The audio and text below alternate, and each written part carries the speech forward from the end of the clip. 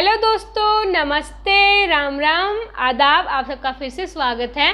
और आज हम जिस वीडियो पे रिएक्ट करेंगे वो है खान सर की ही, क्योंकि आप लोगों ने मेरे को काफ़ी ज़्यादा कमेंट किया कि आप खान सर की जितनी वीडियो हैं उनके ऊपर रिएक्ट कीजिए, क्योंकि इनकी जो वीडियोस रहती हैं उन पे रिएक्ट भी हो जाता है और साथ में नॉलेजेबल भी हैं, क्योंकि काफ़ी नॉलेज मिलती है। जो हमने लास्ट वाली वीडियो देखी थी कारगिल वॉर वाली, तो मेरे को भी काफ़ी अच्छी लगी थी। तो आप लोग ये वाली वीडियो देखोगे तो मेरे को ज़रूर बताना आप लोगों को कैसी लगी, और हम नेक्स्ट वीडियो खान सर की कौन सी करें या किसी और की भी जो अच्छी वीडियो आप मेरे को सजेस्ट करते रहिएगा।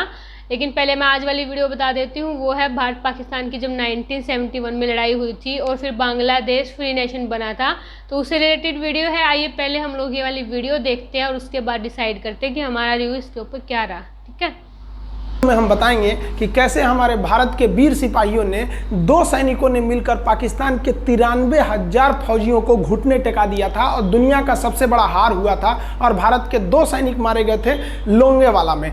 हम इस वीडियो में बताएंगे कैसे PNS गाजी को डुबा दिया गया। ये भी बताएंगे कि चाइना पाकिस्तान का इतना बड़ा दोस्त बनता है, लेकिन 1971 में क्यों नहीं बचा पाया, न चाइना बचा पाया और न ही अमेरिका बचा पाया। इस वीडियो में हम A to Z बातें करेंगे। अगर आप इस वीडियो को कंप्लीट देख लेते हैं तो कोई भी पाकिस्तानी की हैसियत नहीं होगी कि आपसे आंखें मिला सके। इसलिए इस वीडियो को देखते रहिएगा। यदि आप राष्ट्रवादी, अगर आप भारतीय हैं तो ही इस वीडियो को देखें। पाकिस्तानी और बाहर के चाइनीज वगैरह लोग इस वीडियो को न देखें, ये उनके लिए एक तरह का वार्निंग है, क्योंकि इसमें हम भारतीय सेना के हर उस वीर गाथा को बताएंगे जो एक हर भारतीय सुनना चाहता है। A to Z उस बातों को बताएंगे।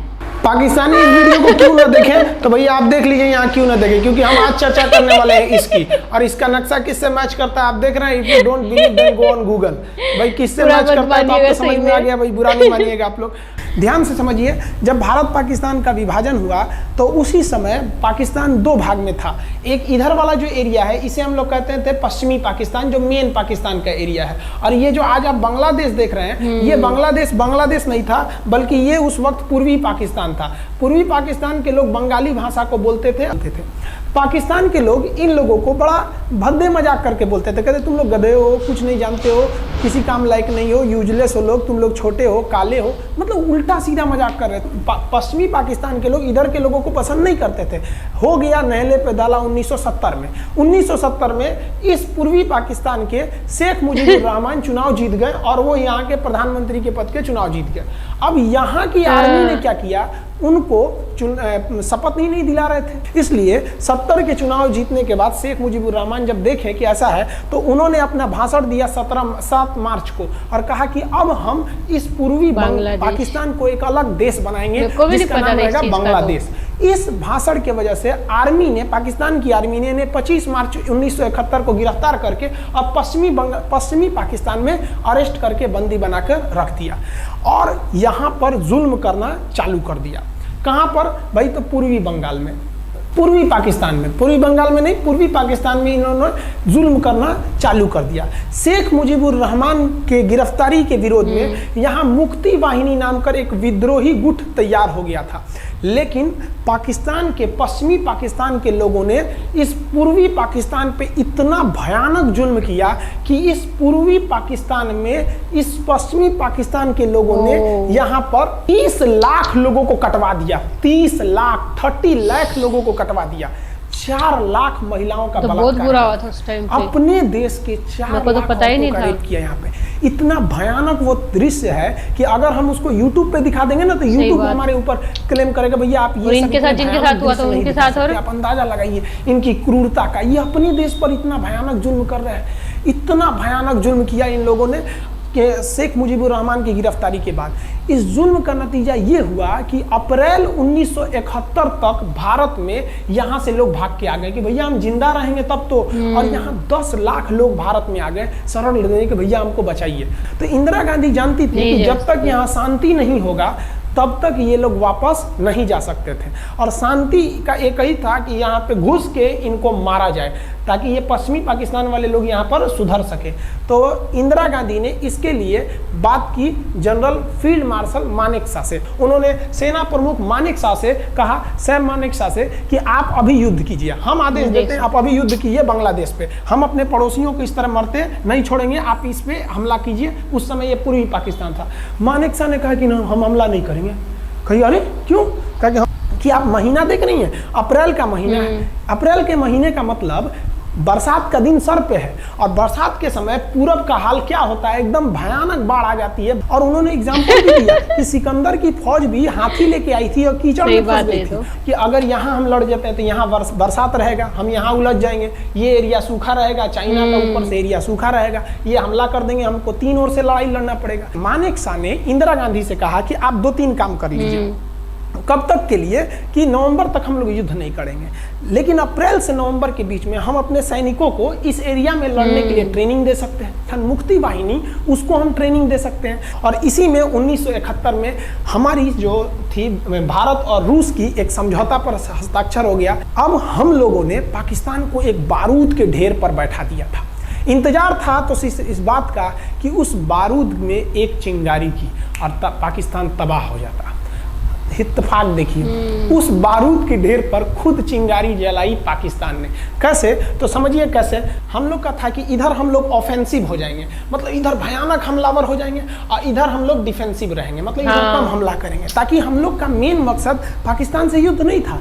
हमारा मेन मकसद था हमारे अपने बांग्लादेशी भाइयों पर जो जुल्म हो रहा था, जो उनकी बहनों को रेप हो रहा था, इतना भयानक किया था वहाँ पर पाकिस्तानियों ने कि बाप के सामने बेटी का रेप करते थे, और उसके बाद बाप को मार के कहते थे तू भी रेप कर। इतना मतलब मानवता पूरी खत्म कर दिया गया वहाँ पर। तो भारत ने कहा कि इधर हम डिफेंसिव रहेंगे। पाकिस्तान को ये खबर लग गई कि भारत ना इधर कमजोर है। अरे भैया, इधर हम कमजोर थोड़ी हैं, इधर कम सैनिक रखे हैं और इधर हम भयानक रखे हैं, तो इसका मतलब ये थोड़ी है कि हम कमजोर हो जाएंगे। भैया कहा जाता है ना कि सोनार के घर का कचड़ा भी बनिया के बादाम से महंगा बिकता है। देखिए, हम लोग ठंडी का इंतजार ही कर रहे थे कि पाकिस्तान ने गलती कर दिया। उसने 3 दिसंबर को अचानक हमला कर दिया श्रीनगर पे, पठानकोट पर, चंडीगढ़ पर, यहाँ पर आगरा हवाई अड्डे पर तबातोड़ हमला कर दिया। एयरफोर्स का इतना भयानक हमला पाकिस्तान का भारत पर हुआ कि भारत देखते रह गया। धड़ धड़ पाकिस्तान की जहाजें एंट्री मार गई सब भारत में, उसकी एयरफोर्स एंट्री कर दी। इतना भयानक हमला था, इतना भयानक कि भारत का एक भी सैनिक नहीं इतना भयानक था। समझ रहे ना कितना भयानक हमला था। अरे भाई, आप यहाँ पर घुस जाएंगे हमारे देश में तो क्या हो जाएगा भैया, मूस मोटइयन लोढ़ा हुईन, हाथी घोड़ा फोड़े हुईन। भारत तो इसी का इंतजार कर रहा था। देहात में कहावत कहा जाता है कि रोए के रानी तले अखिए खुदा गई। भैया, हम प्लाने कर रहे थे कि हमला करने के लिए, कि आप हमारे पे हमला करिए। अब विश्व का भी दबाव नहीं आएगा हमारे ऊपर कि भैया हमला तो आपने किया है, अब हम लोग छोड़ेंगे नहीं। भारत एकदम दृढ़ निश्चय कर लिया। इसी बीच पाकिस्तान को एक खतरनाक खबर लग गई। क्या थी खबर भाई? तो देखिए, पाकिस्तान को खबर लगी कि भारत की ज्यादातर फौज इस पूर्वी पाकिस्तान की ओर डिप्लॉयड है, और यहाँ राजस्थान के जैसलमेर जिला में एक जगह है लोंगेवाला। उस लोंगेवाला में केवल और केवल 120 फौजी हैं। और अगर पाकिस्तान ने सोचा कि 120 फौजियों को हम रातों रात मार देते हैं, तो उस समय एयरफोर्स रात में लड़ाई नहीं कर सकती थी, इसलिए इन्होंने लोंगेवाला में एंट्री मार दी। पूरी भयानक टैंक लेकर, फौज लेकर, इन्फेंट्री लेकर, और उसको वो लोग लोंगेवाला में घुसने के लिए चल दिए। और लोंगेवाला में भारत के पास केवल 120 सिपाही थे, केवल 120, और उन पर वो हजारों की संख्या में टूट पड़े। लेकिन घबराना नहीं चाहिए, क्योंकि चींटियां तादाद में कितनी भी क्यों ना हो जाए, गन्ना घसीट के नहीं ले जा सकती हैं। लोंगेवाला में जो ड्यूटी थी उस समय कुलदीप सिंह चांदपुरी जी का। कुलदीप सिंह चांदपुरी सरदार हैं, आप देखे होंगे बॉर्डर मूवी में इनका रोल सनी देओल ने किया है। कुलदीप सिंह, ये भैया पंजाबी सिख, अब ये लोग 1.25 लाख से नीचे कुछ सोचते ही नहीं है। चिड़िया नू में बाज लड़ावा, गिदड़ नू में शेर बनावा, और 1.25 लाख नू एक लड़ावा, तब गोविंद सिंह नाम रखावा। खबर आया कि आपसे जो लड़ने आ रहे हैं ना पाकिस्तान की ओर से, वो ब्रिगेडियर तारिक मीर आ रहा है। उसके पास टैंक है, 2800 फौज है, बहुत ही तेज रफ्तार से आ रहा है। आपके पास केवल 120 जवान है कुलदीप सिंह, आप पीछे हट जाइए, आप पीछे हट जाइए, क्योंकि आपको हम ना, आप बहादुर हैं इसमें नो डाउट, लेकिन आप कैसे लड़िएगा उतनी भयानक फौज के पास से। यहाँ उन्होंने कहा खालसा सिख नहीं हट सकते, हम दिखा देंगे कि हम 120 पर क्या पड़ेंगे, भारी पड़ेंगे। इनके पास ना ही टैंक को उड़ाने के लिए कोई संसाधन थे, टैंक को मारने के लिए एक जीप पर लगा हुआ छोटा सा तोप था, और इनके पास 3 ठो माइंस लगे थे। माइंस समझते हैं आप लोग? टैंक जो होता है ना, बम, उसको उड़ाने के लिए माइंस लगाए जाते हैं। तो देखिए ध्यान से, ये है माइंस, ये माइंस होते हैं, इस पर अगर टैंक चढ़ता है ना तो टैंक ब्लास्ट कर जाता है। तब इन्होंने दिमाग लगाया। हाँ। इन्होंने क्या किया, जो खाली रेगिस्तान था ना उसमें ना आगे की ओर 3 ठो ओरिजिनल माइंस को लगा दिया, और जो खाना खाने वाला टिफिन होता है ना 4 खंदे वाला, इसे उस टिफिन को इन लोगों ने रातों रात ना बिछा दिया। ऐसे लाइन से देखिए, लाइन से पाकिस्तान की टैंक आई तो शुरुआत में तो भैया ओरिजिनल माइंस था, धड़ाम से लगा, पाकिस्तान की टैंक उड़ गई। पाकिस्तान का एक टैंक उड़ा, फिर दूसरा उड़ा, तीसरा उड़ा, पाकिस्तानी एकदम डर गए सब। ब्रिगेडियर तारिक मीर कहें कि भैया यहाँ तो माइंस लगा के रखा है इन लोगों ने, एक काम करो इंजीनियरों को बुलाओ, पूरा माइंस निकालो। अब ब्रिगेडियर जो हमारे मेजर कुलदीप सिंह थे, ये जानते थे कि बाबू अगर हम तुमको रात भर रोक दिए ना तो सुबह हमारी एयरफोर्स आएगी, तुमको जिंदा नहीं छोड़ेगी। इसलिए इन्होंने पूरा टिफिन बिछाया था। इन पाकिस्तानियों ने 6 घंटे लगा ये तो बहुत ही मस्त वीडियो है। तो डर के मारे टिफिन निकालते थे, अरे बाप रे बाप, और टिफिन में तो ईंटा पत्थर भर देते थे और डर के ले जाते थे, भागो भागो भागो, माइंस है माइंस है। इसको लगाते लगाते इन लोगों ने पूरी रात बिता दी। 3 बज गया। 3 बजे इनको पूरा सन्नाटा दिखा कि भैया ये तो टिफिन है, ये रेगिस्तान में ये तो टिफिन है। अब उन्होंने कहा कि आदेश दिया कि हमला करो। तो कुलदीप सिंह जो थे चांदपुरी, उन्होंने बालू के बीच में ऐसे गड्ढे बना रखे थे और अपने फौजियों को ना 2 किलोमीटर एरिया में बिछा दिया था, एक उधर एक इधर एक इधर। तो चारों ओर से फायरिंग होती थी। पाकिस्तानियों को लगी ना कि भैया हमको गलत इंफॉर्मेशन मिल गया है, 120 गो मिल के ऐसे थोड़े मारेगा सब। सोच रहा उधर से गोली इधर से गोली, धार बम गोला दारू सब चल रहा है यहाँ पे। इतना भयानक नहीं कोई 120 आदमी मिल के ऐसे मारता है, नहीं भाई इतना भयानक सुनसान एरिया में कहाँ से कौन मार रहा है, एकदम तबाही मचा दिया। कुलदीप सिंह चांदपुरी ने क्या तबाही मचाया था आप देखना चाहते हैं तो देखिए उन लोगों ने क्या तबाही मचाया था। ये है पाकिस्तान का टैंक, ये धज्जी उड़ गया था टैंक का, थूर तूर दिया इसका। ये देखिए टैंक का, पाकिस्तानी देख रहे हैं कि भैया सब चक्का उक्का फेंका गया। बताइए ये चांदपुरी साहब पैसा करना चाहिए, तो वीडियो गेम खेल रहे हैं, मार के धज्जी उड़ा दिया। अरे पाकिस्तान बच्चा है, अपने बच्चा है, बिगड़ गया, आराम से मारिए। ऐसे एकदम धज्जी उड़ा दिए हैं बेचारा सबको। पाकिस्तान के टैंक को धज्जी उड़ा के उस पर भारतीय सैनिक खड़ा होकर फोटो खिंचवा रहा था। फोटो खींचे उस समय सेल्फी नहीं था ना, तो आगे से फोटो खींचे यहाँ पे, आने वाली पीढ़ियों को ये प्रेरणा देगी। बताइए इतना सुंदर गाड़ी लेके आया था पाकिस्तान मारने के लिए, हाँ बेचारा ऐसे मारा जाता है। हाँ? अरे ब्रिगेड मेजर साहब बच्चा आप लोग पूरी देख रहे हैं, सही में देखिए थोड़ा बिगाड़ दिया गाड़ी। मेरी ना देखो, लेकिन खान सर की अलग से निकाल के जरूर देख लेना। लेकिन क्या कीजिएगा, बच्चा बिगड़ जाता है तो धोना ही पड़ता है। ये हाल कर दिया रात भर में। सोचिए रात में इतना बुरा मारा, दिन में दिखता तो कुछ डाल रहा पूरा, एकदम भयानक तबाही मचा दिया मेजर कुलदीप सिंह चांदपुरी ने। इनके आगे कौन खड़े थे, ब्रिगेडियर पाकिस्तान के ब्रिगेडियर साहब को कहने लगी भैया ये तो बहुत बुरा मार रहा है सब।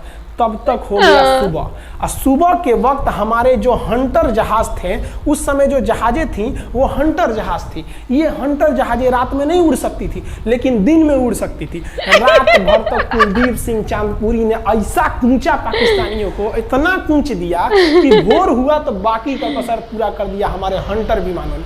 ये हंटर विमान जब आए सब तो इतना भयानक तबाही मचाए सब पाकिस्तान के जहाजों का कि आप हुलिया देखेंगे ना, पाकिस्तान के टैंक का ऐसे पड़ गया, ये सब टैंक पूरा तबाह हो गया, सब पूरी तरह ध्वस्त हो गया। इतनी भयानक युद्ध में 3 तारीख को पाकिस्तान ने हमले की शुरुआत की और ये 4 तारीख का शकल देखिए पाकिस्तान का। इतना भयानक धज्जी उड़ा दिया पाकिस्तान का जिसका कोई हद नहीं।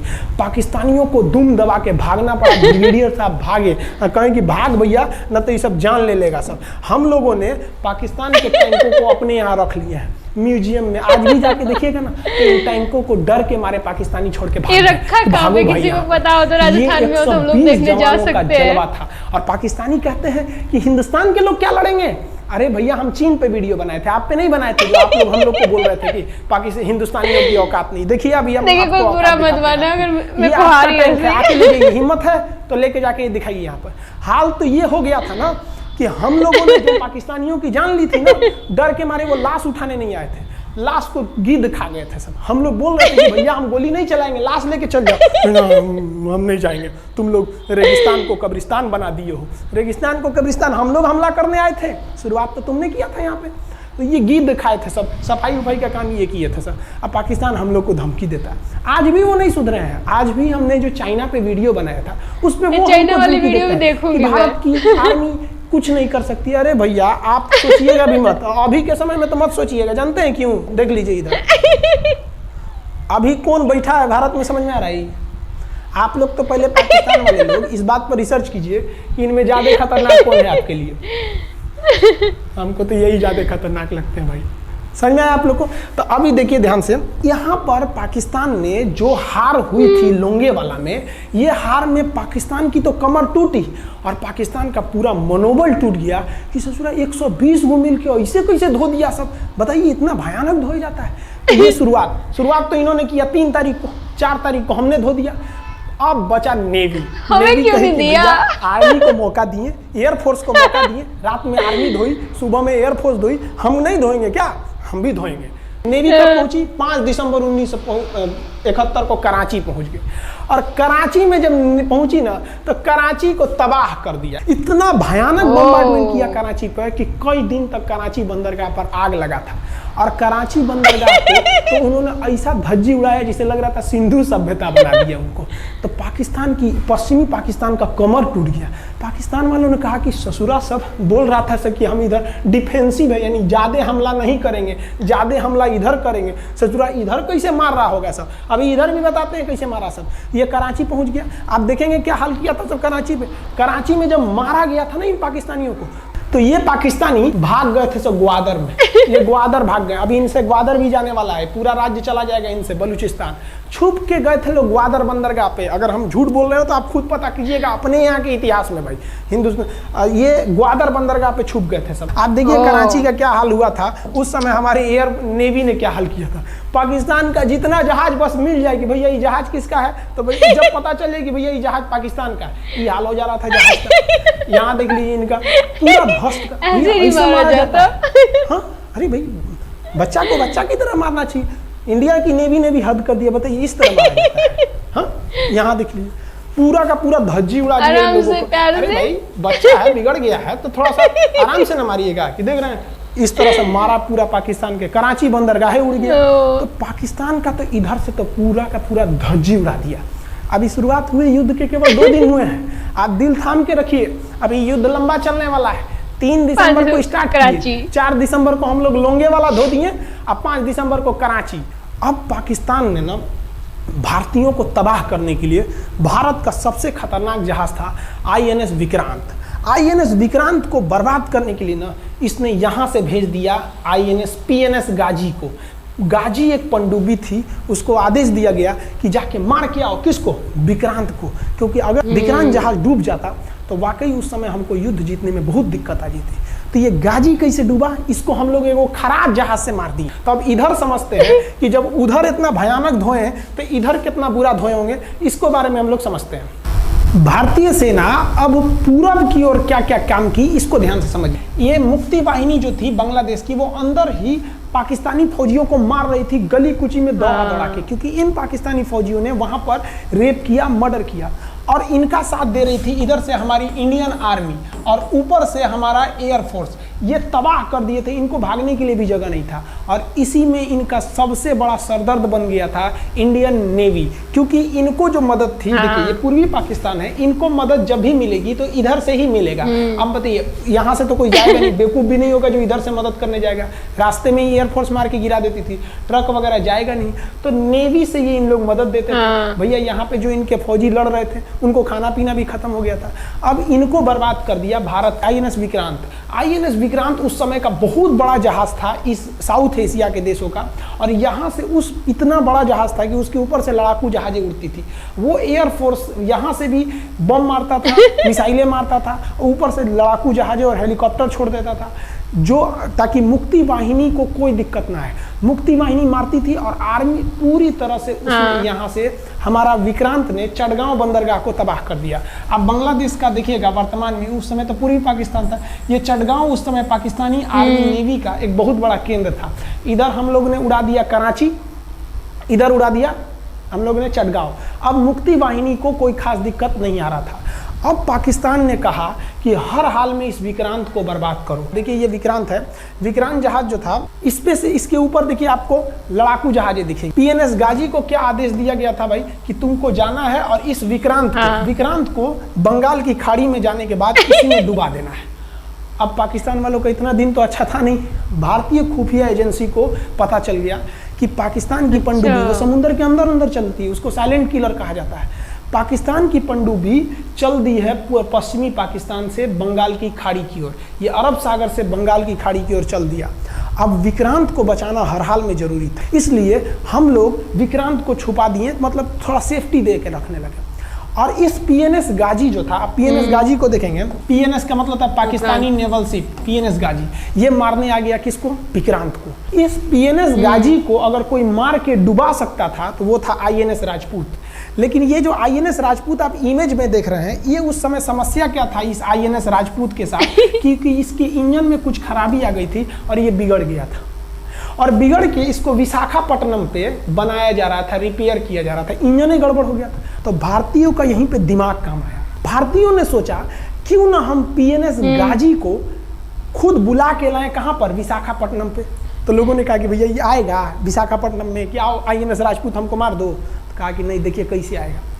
भारतीयों को पता था कि हिंदुस्तान में पाकिस्तानियों के कुछ न कुछ जासूस होंगे और वो पाकिस्तान को पल पल की खबर दे रहे होंगे। भारतीयों ने क्या किया, आईएनएस विक्रांत के जितने भी अधिकारी थे उनसे कहा कि आप लोग अपने अपने घर फ़ोन कीजिए कि हम विशाखापट्टनम आ रहे हैं, तुम लोग हमको छुट्टी मिला है, विशाखापट्टनम में 10 दिन रुकेंगे, हमारे लिए तुम लोग खाना पीना अच्छा से बनाओ। लड़कों से उन लोगों को खबर खिला दिया। विशाखापट्टनम में जितने मछुआरे थे उनको कहा गया कि आप लोग हट जाइए, बहुत बड़ा जहाज आने वाला है, बहुत बड़ा जहाज विक्रांत आ रहा है, यहाँ पे आप लोग खाली कर दीजिए, आईएनएस विक्रांत आ रहा है। यहाँ पर क्या किया गया, ऑर्डर दिया गया, बहुत सारे फल सब्जी अंडा ब्रेड, कि भैया ये इतने बड़े जहाज के लिए जा रहा है, 6 महीने का खाना चाहिए। ये खबर आग की तरह फैल गई पाकिस्तानियों को। अब पाकिस्तान में खबर लग गई कि भैया आईएनएस विक्रांत यहाँ नहीं है, आईएनएस विक्रांत विशाखापट्टनम पे है। अरे बकलवा, विशाखापट्टनम पर पीएनएस गाजी की मौत यमराज इंतजार कर रहा था। आईएनएस राजपूत, ये गधा जो था पीएनएस गाजी, ये मुड़ गया किधर की ओर? विशाखापट्टनम की ओर। और विशाखापट्टनम पर चुपचाप शांति से खड़ा हुआ जहाज आईएनएस राजपूत इंतजार कर रहा था। तो पानी के अंदर अंदर आओ, ये अभी बाहर निकला हुआ है, पानी के अंदर रहती है। और आईएनएस राजपूत देखा कि ये आ रहे हैं, वो आईएनएस राजपूत को मारता कि इससे पहले ही आईएनएस राजपूत मार के तबाह कर दिया पीएनएस गाजी को। पीएनएस गाजी पर को डूबने के बाद पाकिस्तान को बहुत बड़ा सदमा लग गया। पाकिस्तान को ये एहसास हो गया कि अब हम कभी नहीं जीत सकते हैं, क्योंकि ये पीएनएस गाजी अमेरिका से खरीदा हुआ एक बहुत ही शक्तिशाली पनडुब्बी थी जिसे कोई डुबा नहीं सकता था। और हम लोगों ने उसको इस जहाज से डुबाया जो जहाज खराब हो चुका था, जिसका इंजन खराब था। भारतीय सेना का मोराल पूरे 7वें आसमान पर था और पाकिस्तानी दिन पर दिन बर्बाद हो रहे थे। अब पाकिस्तानियों को लगा अब क्या करेंगे, तो पाकिस्तानियों ने अमेरिका में फ़ोन किया, भैया आप कुछ कीजिए। तो अमेरिका ने ना यूएनओ में मुद्दा उठा दिया, यूनाइटेड नेशन ऑर्गेनाइजेशन, इसकी जो सिक्योरिटी काउंसिल है, सुरक्षा परिषद, इसमें कह दिया पूर्वी पाकिस्तान पर जुल्म कर रहा है, मार रहा है। तो रसिया उस समय हमारा साथ दिया, कहा कि तू देर जानता है जुल्म कर रहा है, भारत जो कर रहा है सही कर रहा है, हम इस प्रस्ताव के खिलाफ में वीटो करते हैं। वीटो अगर कोई देश, 5 देश को वीटो है, इस पर अलग चर्चा करेंगे। अगर किसी ने वीटो कर दिया तो वो प्रस्ताव रद्द हो जाता है। तो पाकिस्तान की एक और उम्मीद यहाँ पर अपना दम तोड़ दी। अब पाकिस्तान कहा अमेरिका से कि भैया आप ही हमको बचा लीजिए। तो अमेरिका ना पाकिस्तान की ओर से भारत पर हमला करने के लिए अपना सबसे खतरनाक जहाज भेज दिया, 7वां बेड़ा। देखेंगे 7वां बेड़ा को, अगर इतना भयानक था 7वां बेड़ा, ये अमेरिका का साथ अकेले चलता ही नहीं था, इतनी पूरी फौज के साथ, नेवी के साथ चलता था। ये किस लिए आया था? विक्रांत को डुबाने के लिए, और इसका साइज विक्रांत से डबल था, इसके आगे विक्रांत नहीं टिक पाता। अब इंदिरा गांधी भी टेंशन में रह गई। ले, तब उस समय इंदिरा गांधी को याद आया कि भैया हमारा एक और तो हम समझौता करके आए हैं, अगर अमेरिका पाकिस्तान का साथ दे सकता है तो रूस से हम भी तो समझौता करके आए हैं। तो भारत ने रूस को कहा कि भैया अमेरिका इतना भयानक 7वां बेड़ा भेज दिया, आप हमारी मदद कीजिए। तो रूस ने कहा है टेंशन क्या लेते हो, देखो हम बोलते हैं। रूस ने परमाणु पनडुब्बी भेज दी और रूस ने अपना 40वां बेड़ा भेज दिया। आप देखेंगे तो ये रूस का 40वां बेड़ा है।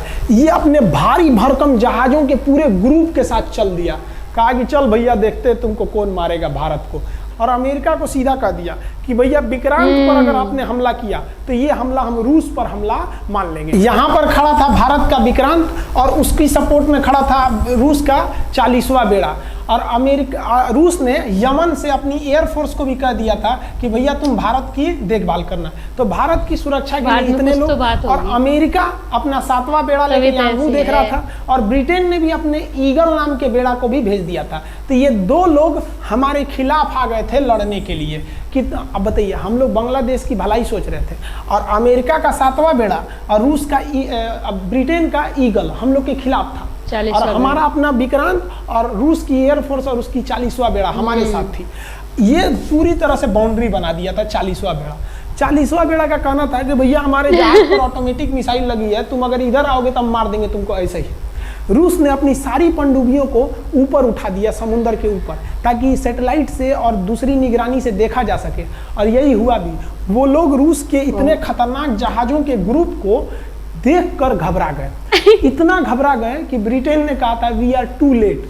ब्रिटेन का ईगल बेड़ा अमेरिका के 7वां बेड़ा से कह रहा है गिरे उधर मत जाओ, बहुत देर हो गया है, वो पहले पहुंच गया है रूस, अब मारेगा वहीं तबाह हो जाओगे यहाँ पे। तो 7वां बेड़ा ने धमकी दिया कि हमारे जहाज में परमाणु बम लदे हुए हैं।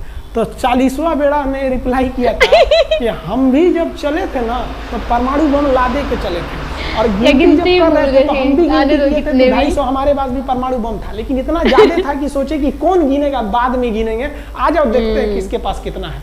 तो रूस ने हमसे सच्ची दोस्ती निभाई थी, और इधर शेख मुजीबुर रहमान की जो मुक्ति वाहिनी थी वो अपना काम कर रही थी। अब भारत आर पार की लड़ाई में था, पाकिस्तान हर मोर्चे पर हारते जा रहा था। भारत सरकार ने पाकिस्तान पर मनोवैज्ञानिक दबाव बनाने के लिए निर्मलजीत सिंह अरोड़ा ने एक प्लान बनाया। उन्होंने एयरफोर्स को पूर्वी पाकिस्तान यानी जो अभी बांग्लादेश है तो ढाका के ऊपर एयर ड्रॉप करा दिया, हवाई जहाज से सैनिकों को उतार दिया, और उन सैनिकों के भेष में उसमें सैनिक कम थे और उसमें केवल पुतलों को नीचे उतारा गया था। ये केवल इंडियन आर्मी जान रही थी कि पुतला नीचे उतरा है सर, लेकिन मीडिया ने तो इसको खबर को आग की तरह फैला दिया।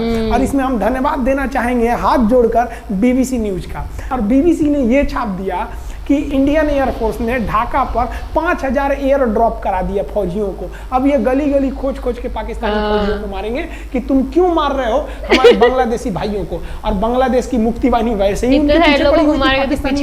पाकिस्तानियों का पूरा मनोबल टूट गया, पाकिस्तानी गली गली छुप गए सब। सोचिए ये पुतला से डर जा रहे थे सब, रियलिटी में ये फौजी नहीं थे, ये पुतला गिराया गया था एयर ड्रॉप करके। अब वो लोग डर के मारे भाग गए यहाँ पर। अब एयरफोर्स ने देखा कि उसकी ये छोटे से वैज्ञानिक दबाव का इतना खतरनाक असर पड़ा है। एयरफोर्स ने कहा कि अब एक काम करते हैं, अब आर पार को अब ठोक डालते हैं पाकिस्तान को, अब जो होगा सो देखा जाएगा।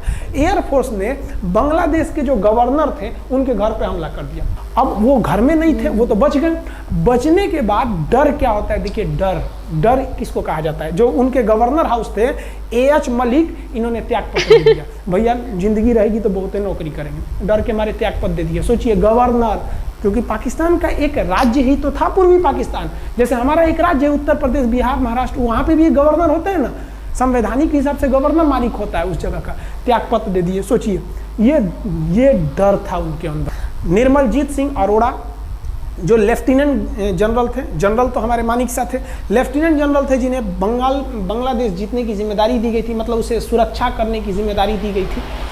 वो पाकिस्तान के लेफ्टिनेंट जनरल नियाजी से बात किए और उन्हें कहे कि हम आपको आधा घंटा का टाइम देते हैं और आप इस आधा घंटा में विचार कीजिए आप सरेंडर करते हैं कि नहीं।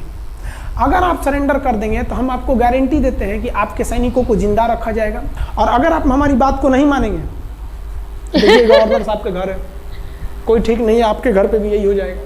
क्योंकि अगर आप हमारे सामने सरेंडर नहीं करिएगा तो याद रखिए हम अपने हमले को 10 गुना और तेज कर देंगे। और हाथ तो चारों ओर से गए हैं। भारत चाहता था कि जल्दी से जल्दी इस युद्ध को खत्म किया जाए, क्योंकि अब ये अंतर्राष्ट्रीय मैटर हो चुका था। अब अमेरिका अपना नाक पे ले लिया था कि भैया हमारा जहाज नाक गिरा दिया। वेनस गाजी उसी की पनडुब्बी थी, वो तो पाकिस्तान को दिया।